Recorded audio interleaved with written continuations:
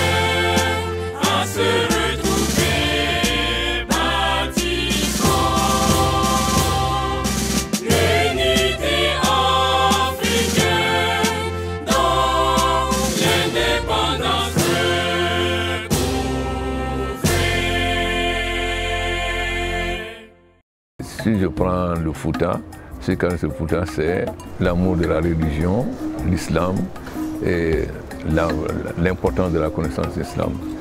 Si je prends la Haute-Guinée, c'est surtout une société guerrière qui est basée sur la fierté et le respect de la parole donnée.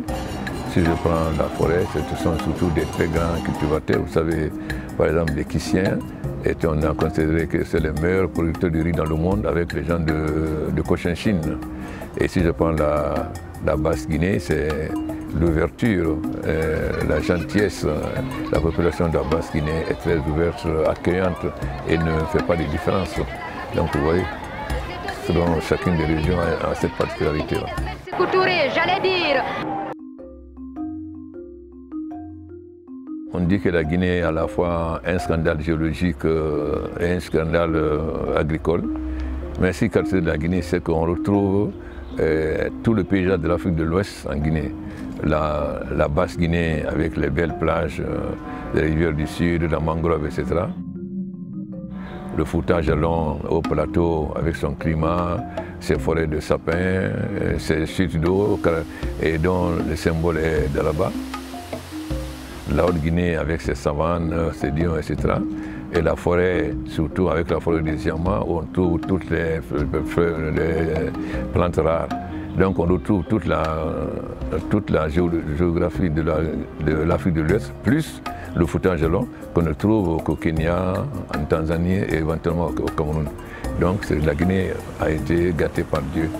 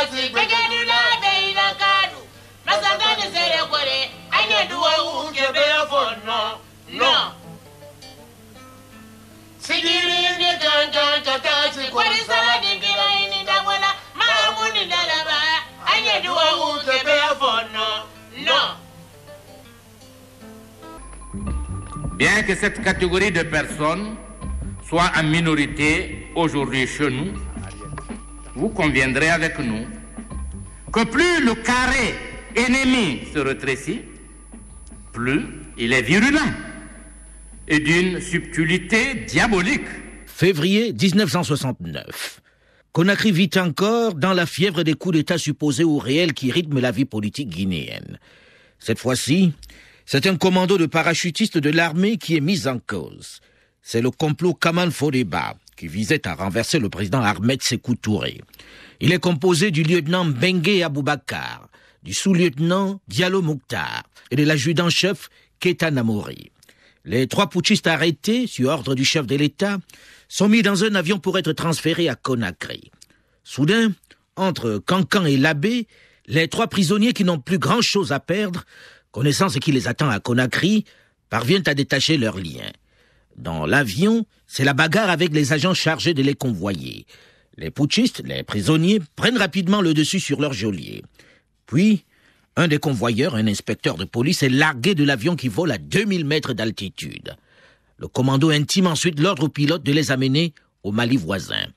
Mais sans qu'ils le sachent, il va les déposer à Malia, dans Sigiri, c'est-à-dire dans une petite bourgade de Guinée avant de s'enfuir au village où les habitants vont l'aider à mettre les fugitifs aux arrêts. C'est le début d'une légende. Le jeune inspecteur, largué de l'avion, Mamadou Boiro, est déclaré martyr de la Révolution. Un héros chanté dans tous les chœurs révolutionnaires. Hélas, son nom est donné à l'ancien camp de la garde républicaine, qui va devenir l'une des prisons les plus célèbres des camps de concentration d'Afrique les plus meurtriers. Le camp Boiro, où vont être détenus, torturés et assassinés des milliers d'opposants au régime guinéen de Sékou Touré. De 1969 à 1984, date du décès du Grand Sili, comme on l'appelait, plus de 50 000 personnes vont périr dans ce sinistre camp. Des inconnus aux grandes personnalités tels que le premier secrétaire général de l'Organisation de l'Unité africaine, l'OUA, Diallo Telli. Des Africains aux Occidentaux. La position de l'OUA est à la fois claire et simple. Nous soutenons entièrement la lutte du peuple africain, de la majorité du peuple de la Rhodésie du Sud. Et nous ferons tout ce qui dépend de nous. Et cela ne doit être un secret pour personne. Nous sommes engagés sans réticence, engagés sans réserve, à faire en sorte que le pouvoir à Rhodésie du Sud, comme dans le reste du continent africain, revienne à la majorité du peuple.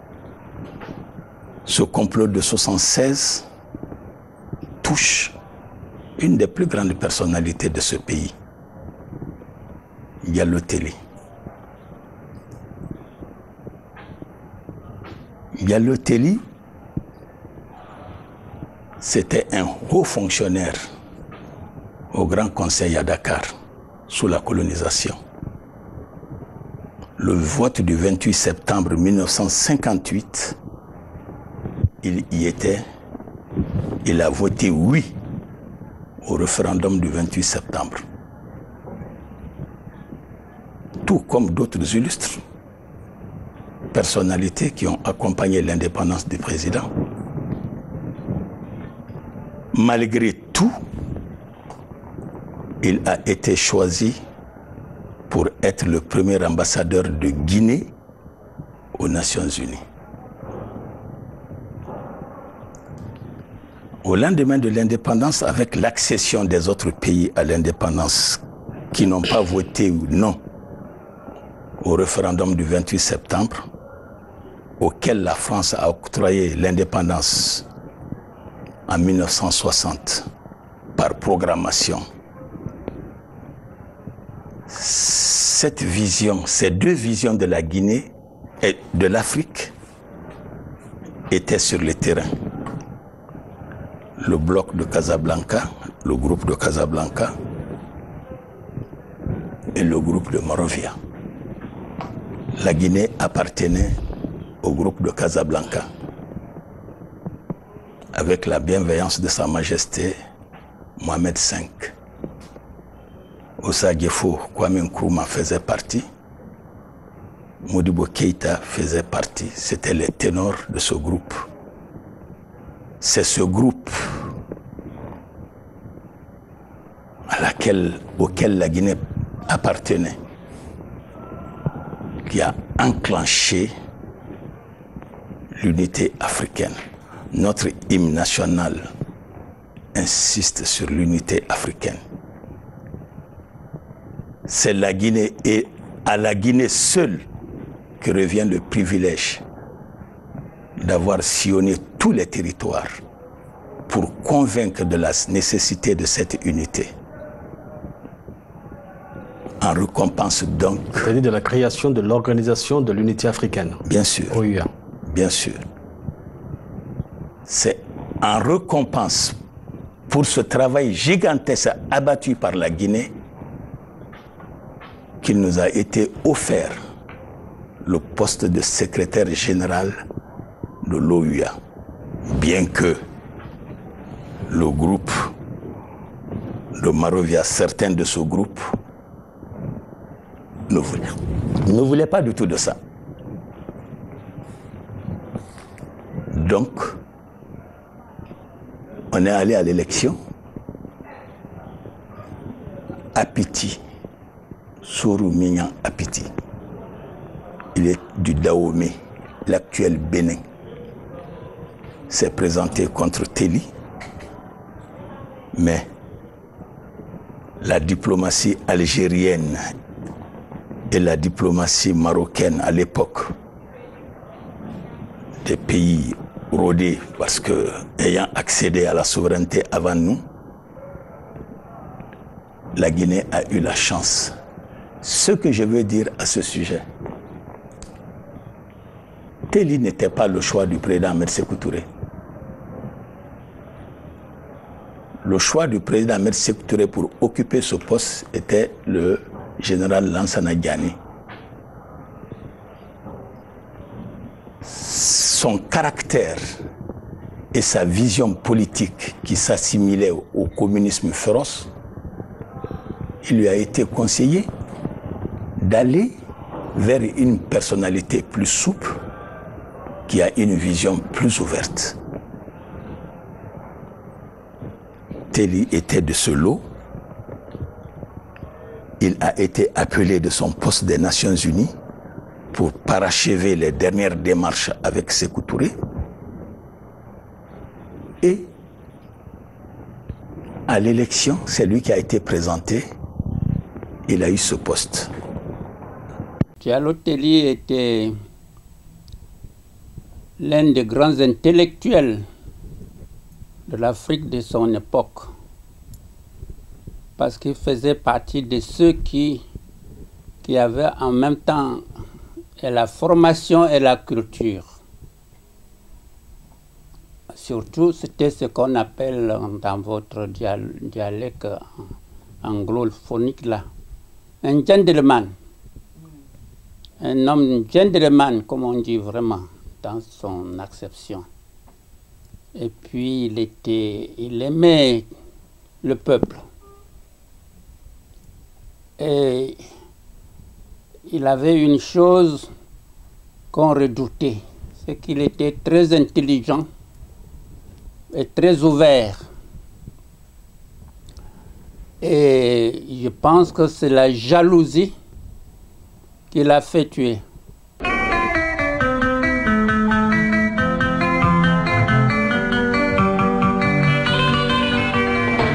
Aujourd'hui de la série consacrée à Diallo Téli, qui après une remarquable carrière diplomatique, où il a tour à tour permis à son pays, la Guinée, d'être reconnu par les Nations Unies, puis occuper la prestigieuse fonction de vice-président de l'Assemblée générale de l'ONU, avant de devenir le premier secrétaire général de l'Organisation de l'Unité africaine, décide contre toute attente, à la fin de son second mandat, de retourner dans son pays, malgré les conseils de prudence de ses amis et de plusieurs chefs d'État qui lui recommandaient de trouver un poste à l'extérieur. Diallo Téli va pourtant retourner à Conakry malgré la haine que lui voue le président Sékou Touré. Le chef de l'État qui se méfie de ce personnage plus populaire, plus connu que lui, mais surtout plus aimé et apprécié sur le plan international, souhaite l'avoir près de lui afin de mieux le contrôler. Diallo Téli semble le seul véritablement capable de menacer son pouvoir, surtout que l'opposition le sait et a déjà tenté de l'allier à sa cause. Nommé ministre de la Justice, Diallo Téli, à qui l'on refuse la permission de quitter le pays pour aller se soigner depuis quelque temps, sent de plus en plus peser sur lui en cette année 1976 une menace. Téli aussi a perdu cette fonction, pas parce que le président Sékou Touré le voulait, non. des témoins sont vivants. Moussa Traoré du Mali vit. Je vous conseillerais d'avoir de l'audace pour aller vers les gens, parce que vous avez ouvert quelque chose qui peut servir à toute l'Afrique. Votre émission est des plus prestigieuses. Je l'ai regardée en fond avant d'accepter vous parler. Allez, Yakubu Gowon vit. Ils vous diront.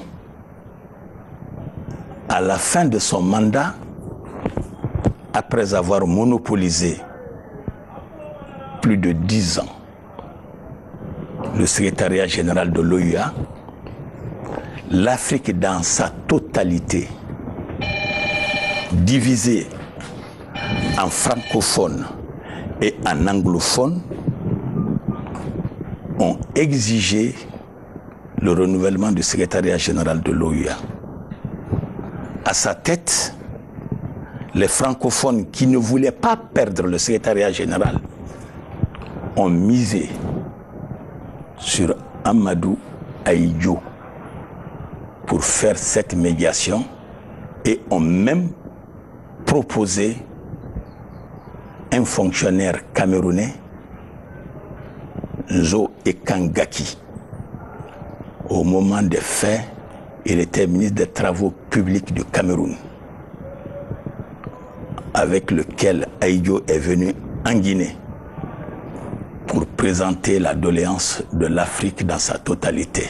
Mais avec le souhait du groupe francophone de soutenir la candidature de Nzo Ekangaki. J'étais présent, comme vous êtes avec vos collaborateurs. Le président a dit, il n'y a pas de problème. Ce n'est pas une fonction propre à la Guinée. Si c'est l'Afrique francophone qu'ils demandent, ils ne peuvent avoir que notre soutien. C'est moi, encore moi, qui ai fait le message chiffré. Voilà un de mes rôles. C'est à ce niveau que je suis, quand c'est confidentiel. On l'a adressé à l'ambassadeur de Guinée, à Addis Abeba, pas au secrétaire général, avec remise au secrétaire général de l'OUA pour l'inviter en consultation. Il est venu. Le président lui a fait le compte-rendu de ce dont l'Afrique francophone souhaite. J'étais présent. Le frère Telly a dit, de toutes les façons, c'est mon droit de me présenter à ma propre succession. C'est vrai, le candidat sortant, si ton mandat n'est pas hiérarchisé, c'est ton droit de te présenter à ta propre succession. Et le président a répondu, tout à fait vrai, mais il serait souhaitable que votre candidature soit soutenue par un pays, même si ce n'est pas la Guinée. C'est sur ça que cet entretien s'est achevé. Il est retourné et on a eu les élections à Rabat. Il est sorti avec Nzo Ekangaki. Il n'a eu que sa voix plus 2 voix. Nzo Ekangaki a été élu secrétaire général, qui lui aussi a perdu sa fonction dans une affaire de commerce illicite avec une société londonienne et rhodésienne. La Rhodésie, l'actuelle Zimbabwe, étant en ce moment en lutte et que toute l'Afrique soutenait. Il a été enlevé, remplacé par William Eteki Mboumoua. Il vit. Connaît tout ce que je viens de dire. Une menace qui va se préciser jusqu'à cette soirée du 18 juillet 1976, où il est invité à dîner avec le président Sékou Touré. Moins d'1 heure après avoir quitté le chef de l'État guinéen, les forces de sécurité débarquent à son domicile pour l'embarquer. Et un soir, le téléphone a sonné vers 19h. C'est moi qui ai pris. Est-ce que je veux parler à Teddy? Oui, je vais passer le Teddy. petite conversation. Telly rapproche et me dit, je vais à la présidence. Je lui dis, tu sais, je n'aime pas tes visites à la présidence, particulièrement à cette heure-ci. Je dis, c'est l'heure idéale pour te faire dîner. Je sais que je ne veux pas que tu manges là. Je voudrais que tu te rendes compte, que tu saches que tous les proches de Sékou Touré évitent de manger chez lui, à commencer par son frère Ismaël, à commencer par son ami Saïfullah Diallo. Il ne mange pas chez lui. Il me dit non, non, c'est pour discuter d'un dossier. Il ramasse un dossier, il prend la voiture, il s'en va.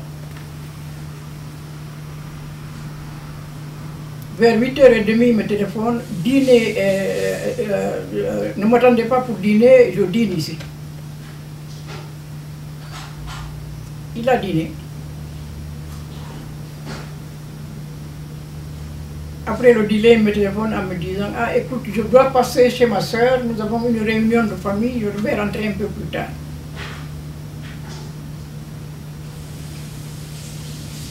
Il va chez sa soeur. Il a 2 visiteurs, et j'appelle chez sa soeur pour lui dire, tu as 2 gouverneurs de région qui sont là, qui voudraient te voir. Il rentre à l'intérieur demain matin, il voudrait absolument te voir ce soir. Quitte la réunion de famille, il vient s'entretenir avec ces 2 messieurs. Il devait peut-être 11 heures déjà, ces gens sont partis. On s'est couché. On a dormi. Vers minuit et demi, 1h, c'est sa nièce qui tape à notre porte. Car il y a des militaires à la porte. Je bondis la première.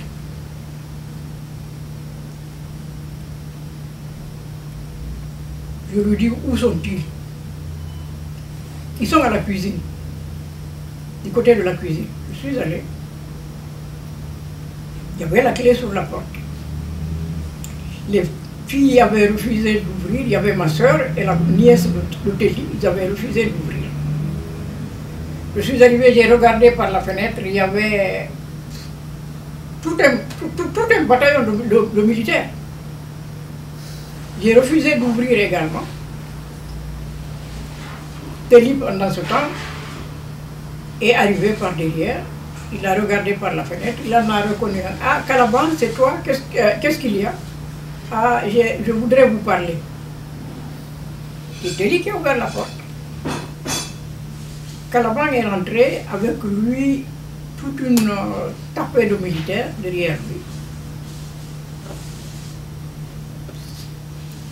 C'est la nièce de Telly qui les a suivis. Moi, j'étais cloué à la cuisine, je ne pouvais plus bouger. Elle est revenue me dire, Tanti, quand vous appelle? Je suis arrivé. On m'a laissé faire un chemin, je suis passé. Je suis allé le trouver en train de s'habiller dans la chambre. Je lui ai dit, qu'est-ce qui se passe? Et il me dit, je suis arrêté. Je me suis assise dans un coin du lit, je l'ai regardé s'habiller jusqu'à la fin. Je lui dis, bon, il y a, tu m'avais confié 500 000 francs CFA. Ils sont dans mon armoire. Qu'est-ce que je dois en faire? Tu veux que je les mette dans les toilettes et que je tire la chasse d'eau? Il me dit, non, non, laisse-les dans ton armoire. Ils fouilleront toute la maison, mais ils ne fouilleront pas tes effets à toi. Je lui dis, de toutes les façons, tu sais très bien que je vais te rejoindre au Cambodge. Il me dit, non, c'est pour rien, ne t'arrêtera pas. Le monde entier sait que tu es en pleine dépression nerveuse. Il y en a beaucoup qui disent que tu es folle. S'il t'arrête, il est absolument, il ne sera plus cru du tout.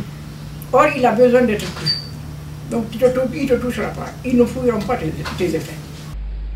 La clique des trafiquants, des affameurs du peuple, des bureaucrates malhonnêtes et des individus qui trichent avec la révolution et compromettent le bien-être des masses populaires en s'enrichissant de manière illicite mérite d'être combattu jusqu'à la reconversion des individus à la morale de la révolution.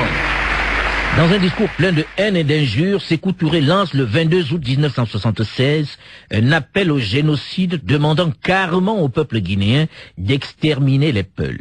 Parce que ceux-ci sont non seulement des étrangers, mais ils sont coupables d'orgueil, de racisme et de trahison.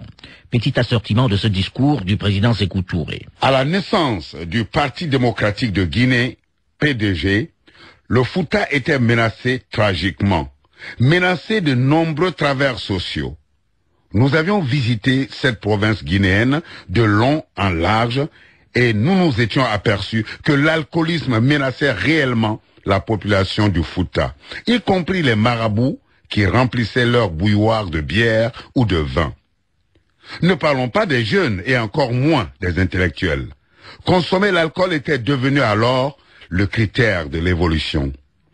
C'est le Parti démocratique de Guinée qui a mis fin à ce mal, qui l'a dénoncé sans pitié. C'est également le Parti démocratique de Guinée qui, sans arriver à la détruire, a beaucoup atténué la débauche dans le Fouta. C'est le Parti démocratique de Guinée qui a dénoncé le vol, devenu alors chose courante. À Conakry, à cette époque, lorsque 10 voleurs se trouvaient devant un commissaire ou devant un tribunal, l'on comptait au moins 8 ressortissants de la moyenne Guinée. C'est un fait vécu. Et vous pouvez consulter la statistique des condamnés pour vol. Du temps de la colonisation, ils avaient démissionné du camp de la lutte, car ils se comptaient au bout des doigts. Les Peuls, jeunes ou vieux intellectuels, qui militaient ardemment dans les rangs du Parti démocratique de Guinée. Et très souvent, ceux qui venaient au parti étaient bannis de leur famille, isolés de leurs collègues originaires du Fouta, parce que considérés comme étant à la remorque des étrangers. L'étranger, c'était le Soussou, le Malinké, le Forestier, les camarades des autres régions de la Guinée, tandis que l'on faisait très bon ménage avec le colonisateur. L'on s'encoquinait avec le colon blanc et l'on se prostituait avec lui. Ce discours annonce une violente purge au sein de la population Peul de Guinée. Une majorité de cadres et même des ministres de cette ethnie sont arrêtés. Qu'est-ce qui s'est passé en 1976? Il a été arrêté pour faire de complot. C'est évident. Je vais vous dire une vérité. Téli a participé au complot de 69. Je n'ai pas dit son nom. C'était son complot. J'ai dit un complot dans un complot. C'est évident. Téli a participé, il était au courant de l'agression du 22 novembre 70. Sont intervenus pour lui, vivant, Moussa Traoré. Vivant au moment des faits, Yakubu Gowon, président en exercice de l'OUA. Il serait humiliant pour l'Afrique de voir un secrétaire général, son secrétaire général, arrêté pour faire du complot. Sont intervenus Gafar El-Nimeri, président du Soudan, Siad Barré, président de Somalie, et Dr Alfred Kenom, directeur de l'OMS pour l'Afrique avec siège à Brazzaville, qui est un promotionnaire à Téli et un ami personnel au président. La Guinée n'a jamais fait état de ces complots. Le cas de 76, Téli a été dénoncé par sa propre famille. C'est évident. Son fils Kernon était assis à la dénonciation par sa maman, l'épouse de Téli. Le prisonnier est totalement isolé. Tierno Diallo Téli, où étiez-vous lorsque votre père a été arrêté? Est-ce que vous avez pu le voir pendant qu'il était au Camboiro? Je suis rentré de Moscou 2 semaines avant. Je suis arrivé le 25 juin. Il a été arrêté le 18 juillet. J'étais étudiant en littérature à Moscou. Êtes-vous reparti à Moscou ou bien vous êtes resté sur place à son arrestation? Non, la direction des étudiants à l'étranger m'a signifié quelques jours avant la fin des vacances que mon passeport était confisqué et j'avais déjà été envoyé au Camboiro avec ma mère une semaine après son arrestation. Donc il n'était plus question de sortir. Ah, donc là s'arrêtent vos études parce que votre père a été arrêté et enfermé au Camboiro. Oui, mais ça c'était typique en Guinée. Quand on arrêtait quelqu'un, on détruisait la famille. Les oncles, les tantes de l'arrêté, la femme, les enfants, souvent ils allaient au Camboiro. Et ça nous est arrivé. Ma mère et moi avons été enfermés au Camboiro et mon frère au camp de la milice. Le prétexte apparemment, nous l'avons appris 20 ans après, c'était parce qu'il refusait de coopérer. Et qu'on lui a dit, puisque tu ne veux pas répondre à nos questions et tu refuses d'enregistrer une bande magnétique, on arrête Kadiatou et les enfants et tu vas voir si tu ne vas pas coopérer. Et il a immédiatement coopéré parce qu'au bout de 8 heures, on nous a libérés, on est rentré à la maison. Dès que Diadé Telly était venu en prison, il m'avait trouvé déjà là-bas. On l'a amené directement dans ma cellule. Heureusement que j'ai pu donner à la famille. Il a dit oui, je suis venu ici, si on m'a amené ici, si je meurs ici, je commence à pleurer. Il dit si, je vais mourir ici.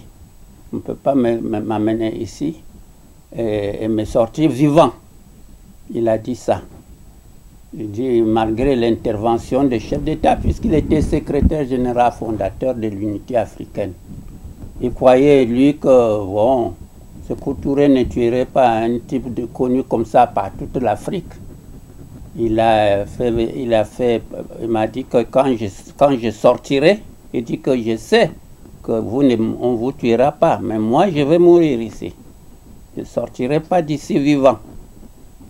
J'ai déjà donné ce témoignage.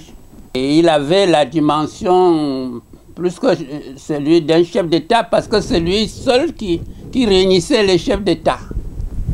Je répète toujours que c'est ce point-là qui était un point qui rendait le Guinéen, le Sékou Touré complexé. Ce n'est pas le complexe qu'il a éliminé. Quand tu parlais de lui, de Sékou Touré, il devenait plus noir que jamais. Je peux dire ça comme ça. Tout le monde avait accouru à Conakry, c'est-à-dire tous ces intellectuels que Sékou Touré a attirés à Conakry à cause, à l'époque, il faut le dire, de son courage à lui, Sékou Touré, qui brillait, qui séduisait dans les grandes conférences. Et les gens comme le Moumié du Cameroun, puisque en Guinée, il y a encore l'ancien cimetière Moumié. Hein? Alors, à l'hôtel Kamayenne, là-bas, où nous avons séjourné d'abord dans un premier temps, c'est après la mort de Moumié qui nous a sortis du camp Kamayenne en disant à ce moment-là que ça lui coûtait trop cher. Même évacuer la veuve de Moumié qui était encore en Guinée, après l'avoir séduit, puisqu'il était un grand séducteur. Donc, moi, personnellement, comme j'ai protesté, j'ai dit non. La femme de Moumié serait comme une présidente du Cameroun. Avec ça, il a dit, ah oui, un jour j'ai dit ça avec ma juvénité de l'époque, quoi. Il dit, ah oui, parce que j'ai dit à la femme de Moumié, attention, tu n'es pas n'importe quelle femme. Tu ne vas pas aller rester avec Sékou Touré jusqu'à ce qu'il te séduit. Toi aussi, ton mari est mort en tant que président. Il faut que tu portes ce drapeau-là dans ta postérité. Quand Diallo Telly n'était pas seulement torturé, il est sorti pour aller mourir. Puisque quand il est arrivé, il a eu comme une parole de prophète en disant que si je suis venu ici, je sais que je ne sortirai pas vivant. Et il m'a dit, professeur, si vous sortez un jour, parce que je sais au moins que vous sortirez. Je suis sûr que vous sortirez vivant, parce que vous n'êtes pas né guinéen. Sékou Touré ne se permettra pas de vous tuer, et encore qui sait que même la France, tout ça, vous soutiennent. surtout Sékou Touré, ils savent que Houphouët-Boigny, c'est l'artisan des Français ici. Donc vous sortirez vivant. Et son frère, comme ça, Siaka Touré, voilà le chef de la police. Il a remplacé tout le camp par Siaka Touré, puisque c'est Siaka Touré qui m'a mené à la cabine technique, comme on appelle. La cabine technique, c'était de te mettre le clou entre les mains, comme ça, et puis t'attacher derrière, et le sang montait pour aller. Nos doigts étaient comme une banane. Et après quelques jours de torture, dont un passage à la cabine technique, il a craqué et lu les aveux que lui ont proposés les membres du comité révolutionnaire chargé de l'interroger. Même si ces aveux, diffusés sur la puissante et très écoutée Radio Nationale, comportent de nombreuses incohérences, ils sont suffisants pour corroborer, pour confirmer le fameux complot Peul dont parle le président Sékou Touré. La guerre est désormais déclarée à toute une ethnie, les Peuls. Et les mots pour le faire savoir sont sans ambiguïté. Ils ne voulaient pas de l'indépendance, ces Peuls. C'est la déclaration de guerre. Ils veulent d'une guerre raciale. Eh bien, nous sommes prêts.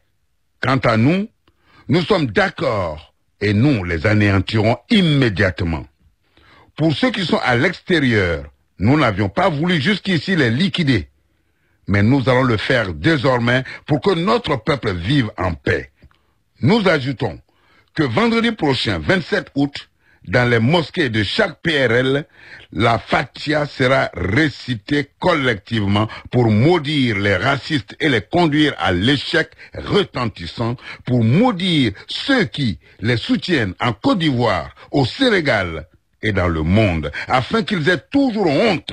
Il faut que partout où celui-ci remue la tête ou la queue, partout où il présente le nez ou les oreilles, l'arme de la révolution soit là, prête à lui couper la tête, les bras, les jambes, la queue, en un mot, à le démantibuler complètement. Téli a été dénoncé par un certain Amadou Diallo qui a écrit un livre, La mort de Téli. Ce Amadou Diallo était un agent double de la DGSE française. Il était étudiant à Orléans quand il a été recruté. Il est rentré en Guinée par l'Algérie et il est venu jusqu'à nos bureaux sur recommandation. Je tais le nom des recommandés, mais je pourrais vous les donner confidentiellement. Vous pouvez les contacter. Il y a un qui vit actuellement en Guinée.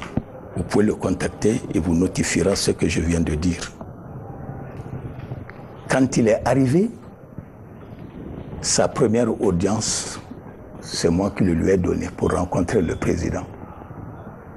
L'entretien a été tellement intéressant entre les deux que je n'ai plus eu à le gérer. Je l'ai vu fonctionnaire au niveau de la Sogifab. Les anciens directeurs de Sogifab sont là, hein, ses premières victimes. Pour les anciens, tout le monde a vu ces directeurs d'entreprise balayer les rues de Conakry ici pour finalement dénoncer Téli. Et lui-même, la Guinée était structurée. On vivait en bloc socialiste, bloc occidental. Les petits pays que nous sommes, on était accrochés à des pays plus forts que nous. Amadou a été déniché par les services palestiniens. La Guinée a été informée. Il a été arrêté par surprise. On a trouvé avec lui un stylo, même un pistolet,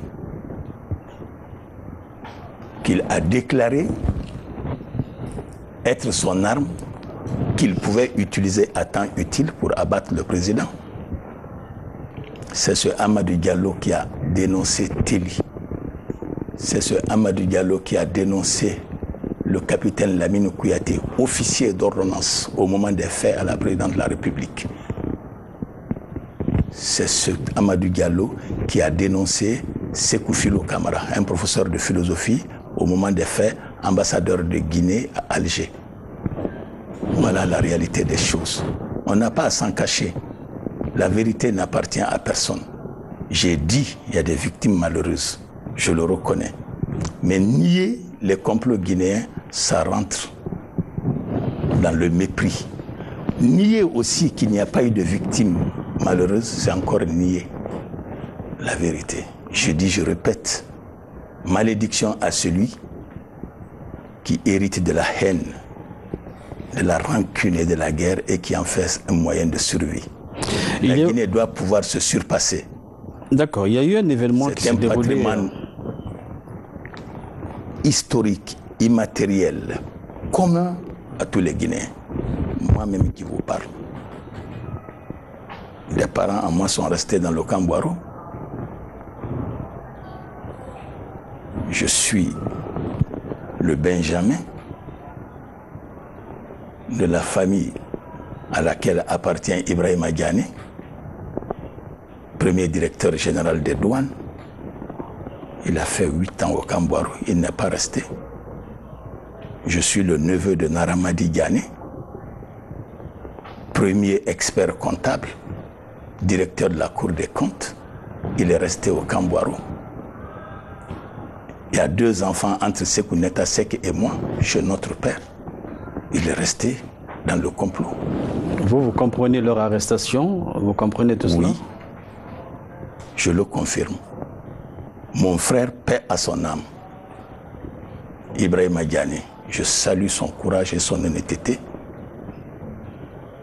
Il m'a dit Mbemba, ça veut dire grand-père. Je remercie Dieu d'être sorti de Boiro.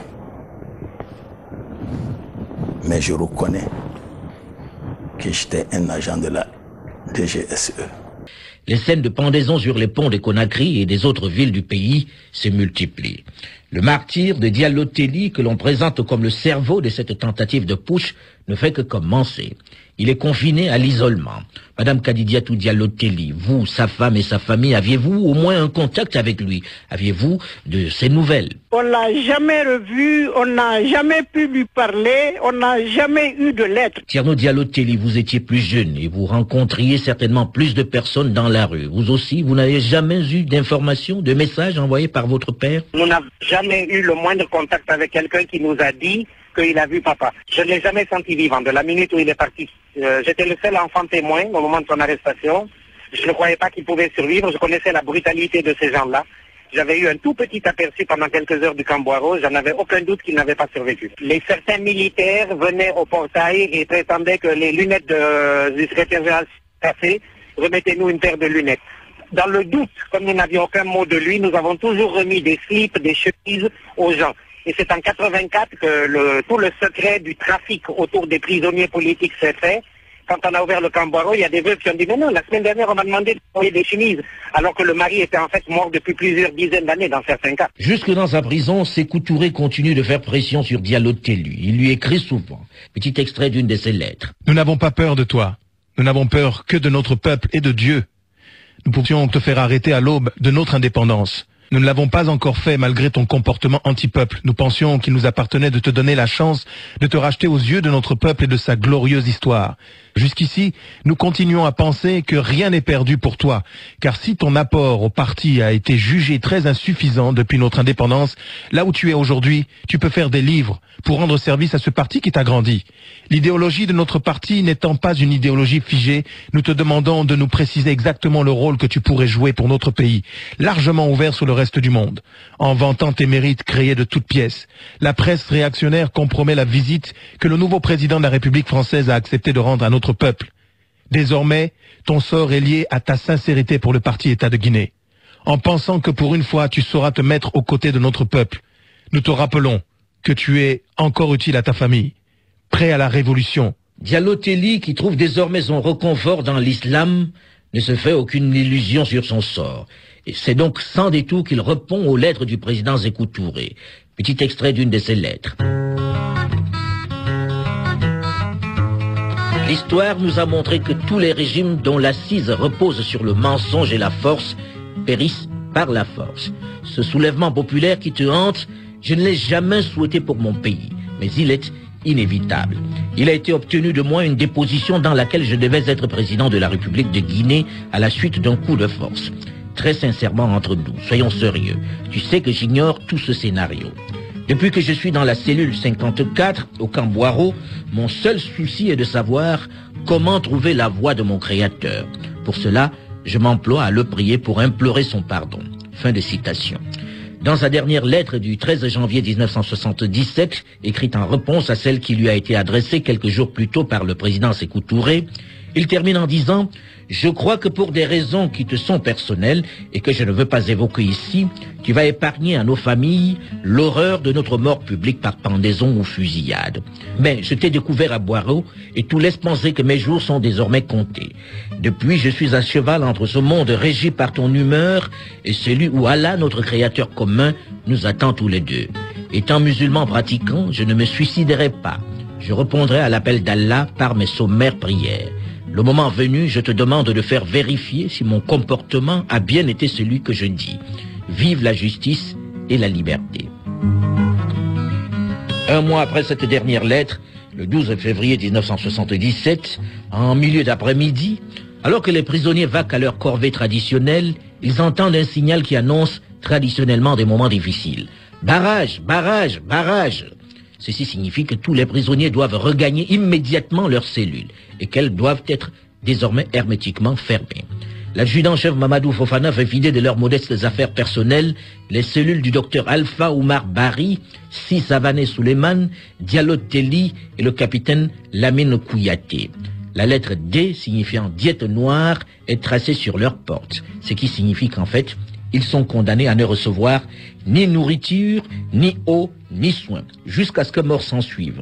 Un supplice lorsque l'on sait que dans la journée, en Guinée, à Conakry, la température dépasse parfois 46 degrés. 4 jours après, la diète noire est interrompue pour Si Savané qui est remplacé dans sa cellule par Alioune Dramé. Diallo Telli, quant à lui, voit son supplice aggravé puisqu'il est transféré à la cellule 52. Fadama, le chef de poste central, estime que le bas de porte de la cellule 54, rongé par la rouille, laisse passer l'air. Et quelqu'un pourrait y glisser de la nourriture ou de l'eau. Le 1er mars 1977, au petit matin, Diallo Telli décède de suite de la diète noire. Siaka Touré, le chef de camp, informé, rend immédiatement compte au président Sékou Touré.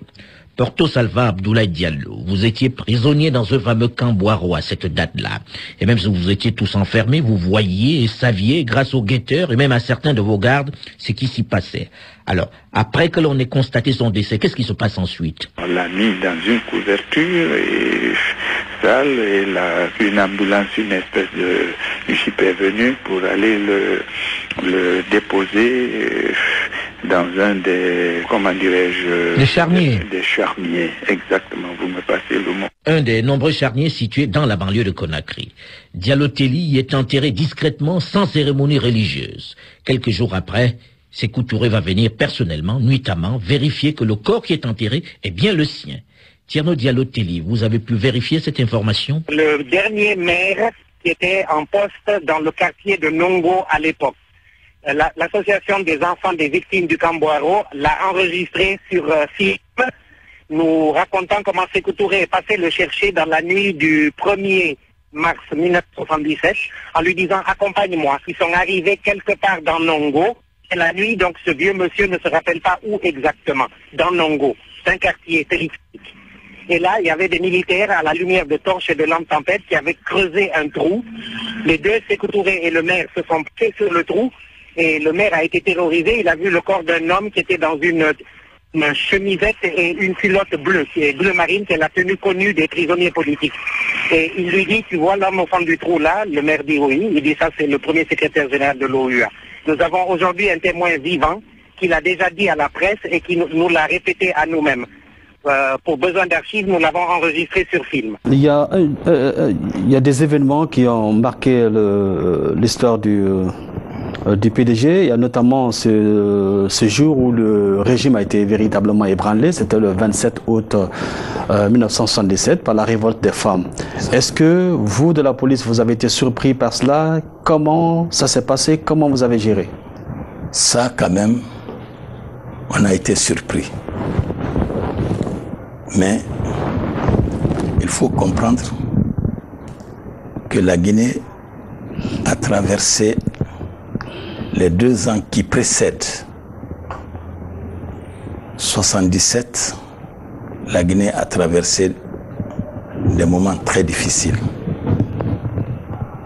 Shaitan 75, Shaitan 76. Les conditions de vie des Guinéens étaient très difficiles.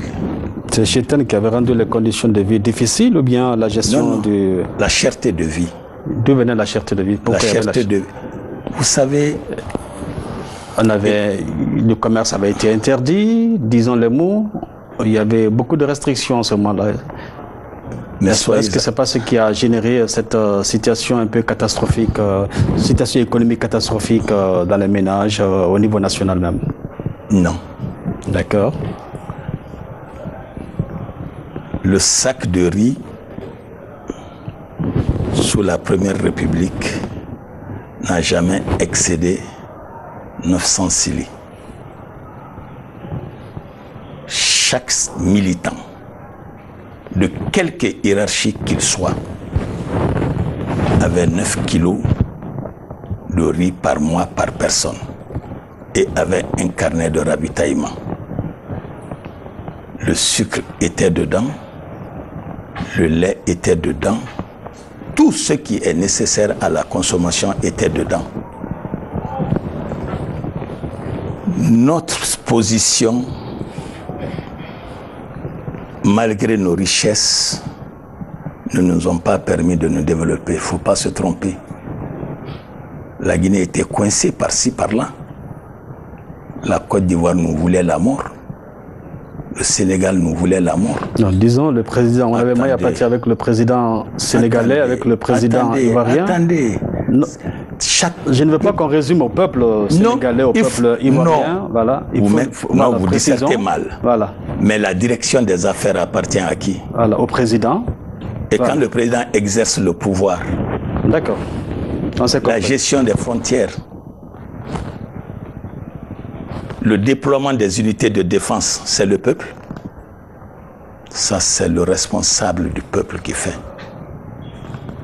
Nous voulons fermer les frontières tout de suite, ce n'est pas le peuple qui va fermer. Il suffit un acte administratif. C'est ça la réalité des choses. Donc notre situation géographique... Notre situation était de la survie. Parce qu'on était enterré qu'avec des ennemis. Et nous avions hébergé tous les mouvements de libération, y compris le PAIGC qui avait sa base en Guinée. Tous les autres mouvements, le MPLA, le Neto, le Frélimo, le SWAPO, l'ANC, tous gravitaient ici. La Guinée était une menace pour l'Occident. D'ailleurs, les raisons économiques et les raisons politiques, on peut les évoquer dans ce débat, qui ont amené cette agression. Pourquoi le Portugal? Parce que tout simplement le Portugal trouvait intérêt à finir définitivement avec le PAIGC qui était là. Amilcar Cabral était avec nous, Aristides Pereira était nous, Nino même était là, Tchoun était là, etc., etc., etc. Tous les dirigeants du PAIGC étaient ici. On a même participé au combat. C'est un des prestiges qu'a tiré le président Conté quand il était simple soldat sur les fonds, commandant du camp de Boki. Donc, on était coincés de partout. On a survécu par troc. La richesse de la Guinée a été troquée pour que nous obtenions. Le litre d'essence était à 10 cili, 100 francs, base normale. Mais dans ça,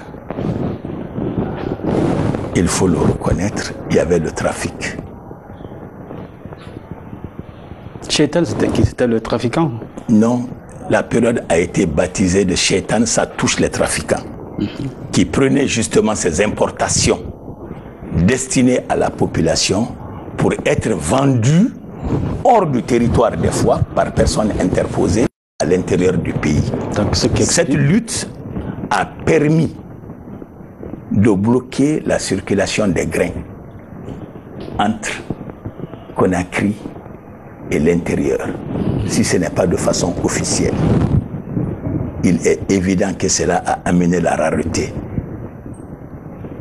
Pourquoi j'ai dit qu'on a été surpris par le 27 août? C'est un paquet de sucre qu'une bonne dame avec son bébé avait au marché Mbalia. Un milicien s'est attaqué à elle pour ce paquet de sucre. Son bébé a failli tomber. Ça a généré une révolte au marché et les femmes se sont dirigées directement sur la présidente de la République. C'était un prétexte, quoi. Il y a quelque chose... C'est ce que j'ai dit. J'ai dit la cherté. Ah ouais. Je l'ai résumé. Ouais. J'ai dit, vous ne pouvez pas expliquer le 27 août sans parler de Shaitan 75, Shaitan 76, qui sont l'expression de la cherté de vie. Le président comment vous l'avez informé? On ne l'a pas informé. Quand les femmes ont commencé à marcher en direction du palais présidentiel, les services de sécurité ont téléphoné à Conakry, c'est-à-dire Kaloum. Cette partie, c'était la banlieue. Ouais. C'est encore la banlieue d'ailleurs. On le dit maintenant rarement. C'est vous qui le connaissez, les jeunes ne savent pas que c'était la banlieue. Tout est Conakry maintenant. Je dis donc, ils ont téléphoné et moi-même j'ai été informé. Nous avons barré la route au niveau de l'église. Donc tout le monde s'est arrêté au niveau de l'église. On a sorti toutes les unités. La fenêtre principale du président, l'ancien palais Sékou Touré, était directement, cette fenêtre était ouverte directement sur la rue principale. L'avenue de la République. Voilà. Il a chargé un soldat qui est décédé, Nédjou Kondé, paix à son âme. Il dit, allez leur dire de les laisser entrer. Nédjou est venu m'informer.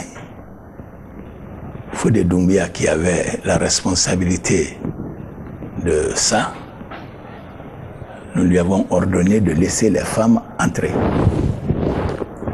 Elles sont toutes rentrées. La présidence a été complètement remplie. Les diplomates ont commencé à marcher. Il nous a demandé d'inviter les femmes à passer à l'arrière-cour, côté mer. Ils sont passés. Ce jour... Donc il n'avait pas peur. Ce jour... Le président, il n'avait pas peur ce jour?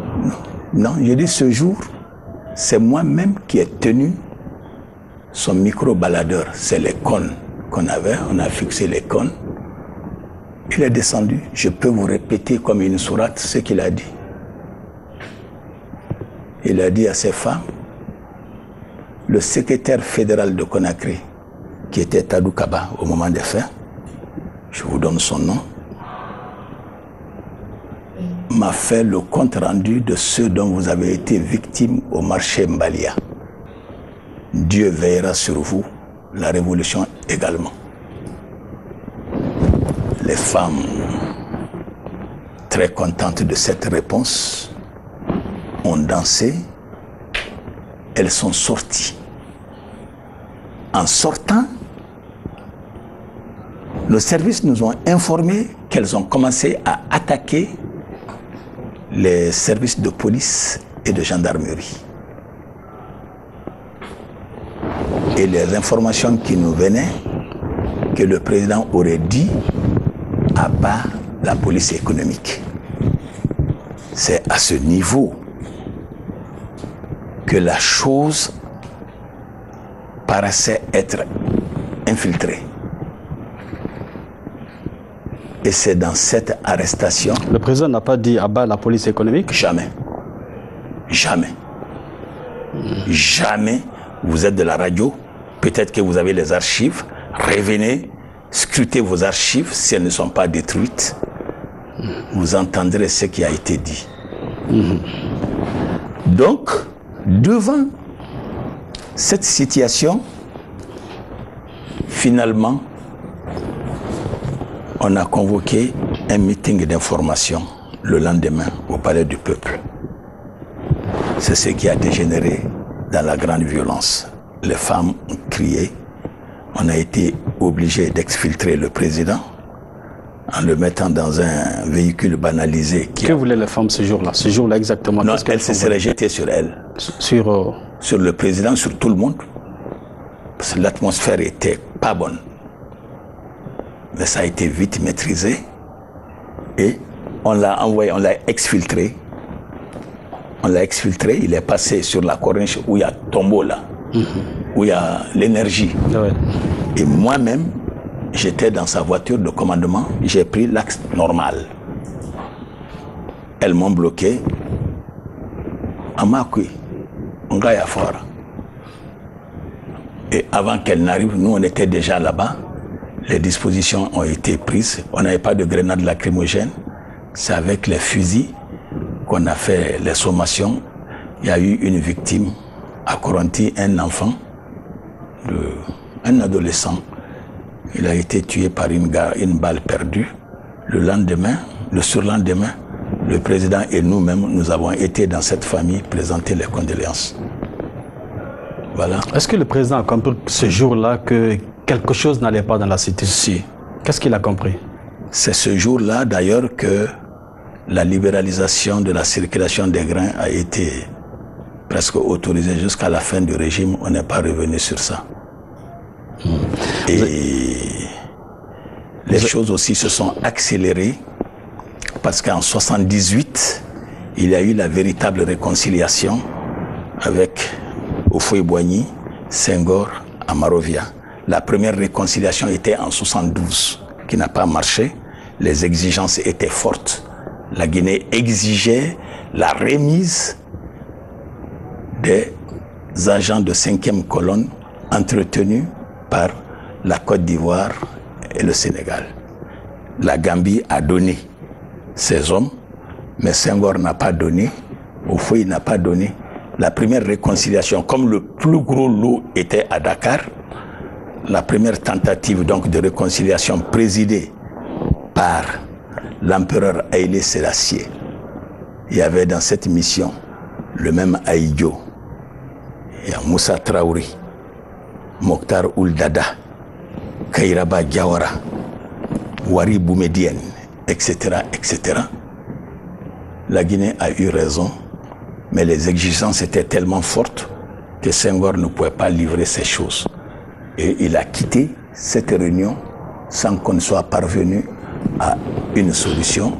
Il est rentré, ce n'est que 6 ans après, en 78, que les deux ont été rassemblés dans la même ville, à Marovia, pour définitivement sceller la réconciliation. Et en 78, avant, le président Sékou Touré même a fait un déplacement historique à Yamoussoukro. C'est d'ailleurs à la faveur de ça que Salif Keïta a composé sa chanson fétiche, Mandiou.